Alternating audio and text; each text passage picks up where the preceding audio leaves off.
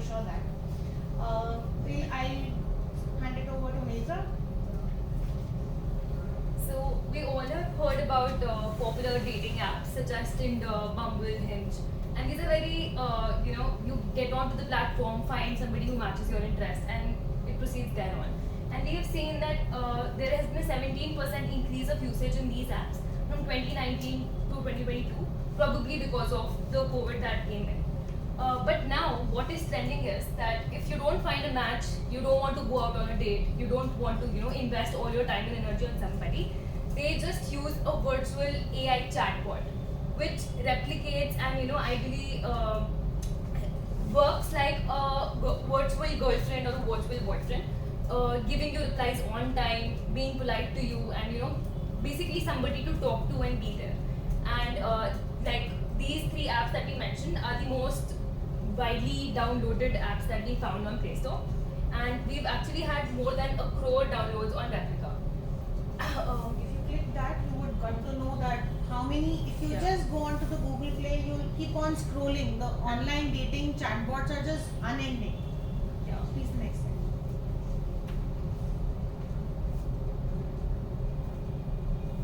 So just by a fair look that we had on Play Store in India like yesterday, we saw that there are so many apps and all of these are high downloads, and we have not only virtual girlfriends but virtual boyfriends also.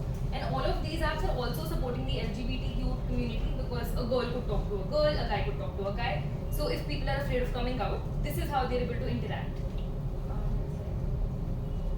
So before we get into how the AI chatbots actually are able to replicate and mimic the way you talk to establish a rapport, I'd like to give you a brief up on what actually AI is. So essentially, artificial intelligence is a methodology which wants to replicate human intelligence. So why we need it is, imagine so many apps, so many users, so much of data. How do we predict what the next sentence should be? What recommendation systems should work like? So to deal with all this data and reduce the mundaneness, we have artificial intelligence now.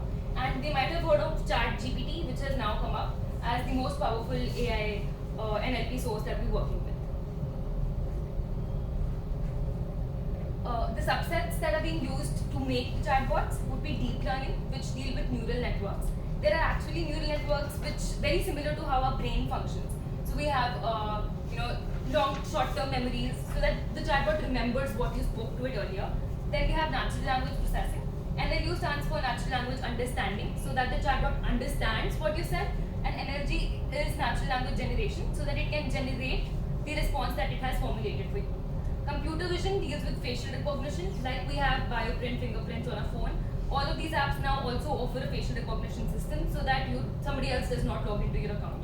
And conversational AI, which is the basis of chatbots, where you can not only text, but you can also have voice calls with these chatbots. So I'll just brief you further up about what conversational AI actually is. Next. Yeah. So, okay, you might have to press as I keep saying, just. Yeah, so first thing is, when you're talking to a chatbot, it has to recognize your voice. So an automatic speech recognition takes place. Now, the bot has to understand what you said, as discussed before. This is NLU. Next. So not just English, but you can actually want to talk to it in your comfort language. So we have to decipher the semantics and the translation. Then the chatbot forms the response, and further, there is a natural language generation where the chatbot could either type your response back to you or talk to you. Actually, the voices even come out. I mean, it was something very new to me, that something like this, where not only is the chatbot having a text, but also giving you out in voice and your preferred voice, basically. It's like a movie. Yes. Yeah, you can choose whether you want an Indian female accent, Australian female, what you want, what you want. Absolutely.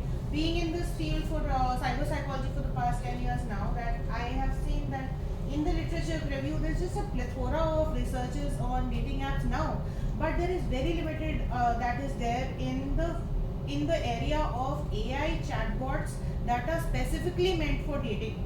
So one of the things that makes why do we actually get into this dating app, which is AI chatbot dating app, is probably because according to some of the researchers, there is less expectation that you will find your actual partner online. So thereby, when you eventually can't get that, what do? You create a girlfriend, you create a boyfriend according to your standards, and thereby you have an emotional dependence on him or her, and there's a disinhibited communication if you go on talking to that particular chatbot.